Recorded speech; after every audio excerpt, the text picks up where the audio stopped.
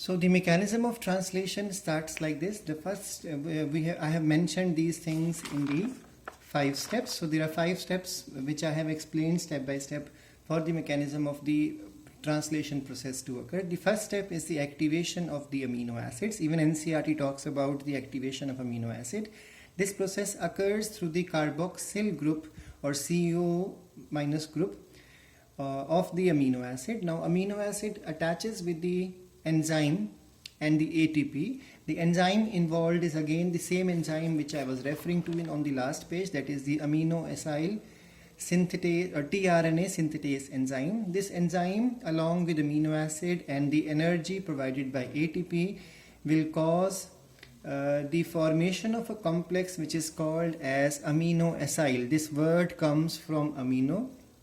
Enzyme is this enzyme, and adenylate means adenylic acid, or you can say the AMP. So ATP will break to provide energy for this attachment, and finally ATP will attach with this complex to in the form of AMP. So 2 phosphates will go outside. So those 2 phosphates are called as pyrophosphate. We have already learned about this before also. Now this is the complex formed amino acid along with enzyme and the AMP, which is also called as amino acyl enzyme adenylate complex. Now please remember, in the last class also I told that there are 20 amino acids, and for these 20 amino acids there are 20 different enzymes. So that means there is a specificity for this enzyme to function for particular amino acid. Second step is what? Transfer of this activated amino acid to the tRNA. Now NCERT also talks about this. It is called in NCERT as charging of tRNA or amino acylation of tRNA.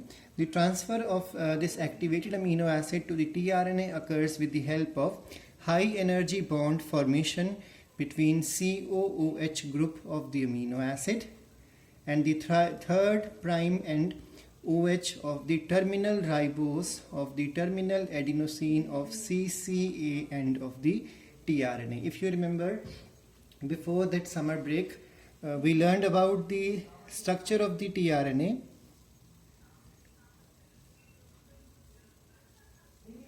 And there was CCA. If you remember this diagram I had explained, this is the 5' end and this side is the 3' end. So this last adenosine has a OH present here attached with the ribose sugar. Now please remember, when you write here adenosine, you are basically talking about this is an RNA, so obviously there will be nucleotides which are present here, ribonucleotides.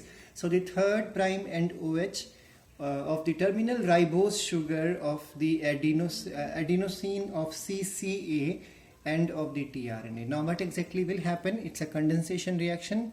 Loss of water will take place. One H you can say from here, or the OH from here and the H from here, and finally a bond is formed. This bond formation will cause loss of one molecule of water. So a high energy bond is formed between the COOH of amino acid and OH of the tRNA, and finally what will happen now?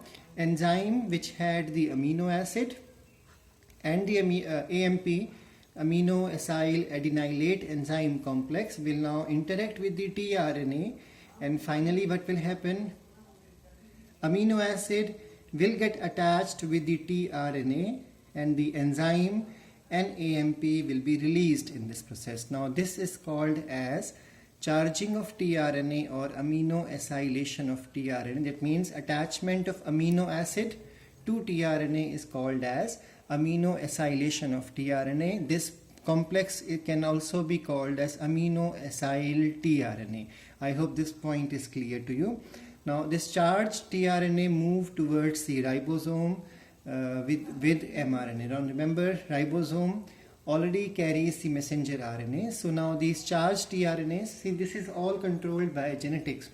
The machinery inside the cell already knows which protein is going to be synthesized. So once protein synthesis starts, these tRNA which are charged are always revolving around, or they are circulating inside the cytoplasm, because they want to interact with the ribosome and they want to interact with the codon of the messenger RNA with the help of the anticodon present on the tRNA. I hope this point is clear.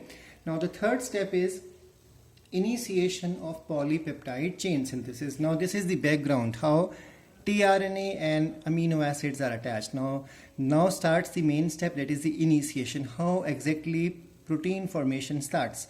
So the first thing is that we all remember that the first codon to come on the messenger RNA on the 5' end to be read is always AUG, or initiation codon, which will code for methionine in eukaryotes and which will code for N-formyl methionine in the case of the prokaryotes. Now how it starts? The first step of initiation of this process is the small subunit will come and interact with the messenger RNA. So it is always the smaller subunit. If you have read the notes carefully, I already had mentioned here, smaller subunit has the recognition of with the messenger RNA and binding area for initiation factors. So initiation can only occur with the help of smaller subunit interacting with the messenger RNA. So the small subunit, which is 30S in the case of prokaryotes and 40S in the case of eukaryotes, these two things will join to form a complex with the help of initiation factor. And now what will happen? Now the larger subunit will come into picture. It will join with the initiation complex. Now a complete translation initiation complex is ready, and magnesium ions play a very significant role in this process. So I have drawn a sketch also to make you understand that. This is the 5' end and 3' end of the messenger RNA. These are the places we'll be learning about later. What exactly are these portions? The main thing is initiation codon, AUG, of the mRNA, and this is the smaller subunit. Now a particular tRNA which carries methionine will come here. Now this, remember, the first codon is always AUG. So first anticodon is always UAC. That's why it is also called as initiator tRNA.